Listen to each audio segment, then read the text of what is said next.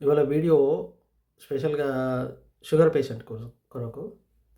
Sugar patients ఎప్పుడైనా మీకు sugar down అయితే మాత్రం వెంటనే మూత్ర విసర్జనకెళ్ళొద్దు.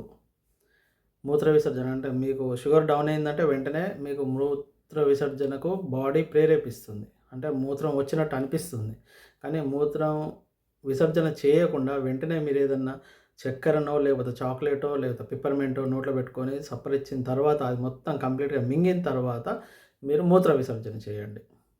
దీనివల్ల మీకు ఆహ్, ఎక్కువ లో షుగర్ కాకుండా ఆపుతుంది.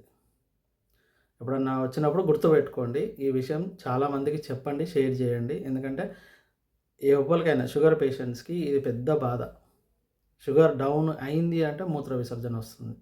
మూత్రం వచ్చినట్టు ప్రేరేపిస్తుంది. తొందరగా మూత్రం వెళ్ళాలి, వెళ్ళాలి, వెళ్ళాలి అని. కొంచెం ఆపుకోగలిగి పిప్పరమెంటో, లేకపోతే చాక్లేటో, లేకపోతే చక్కెరనో వీలైనంత తొందరగా తీసుకోగలిగితే మీకు చాలా సేఫ్ ఉంటుంది. గుర్తుపెట్టుకోండి. ఈ వీడియోని చాలామందికి షేర్ చేయండి.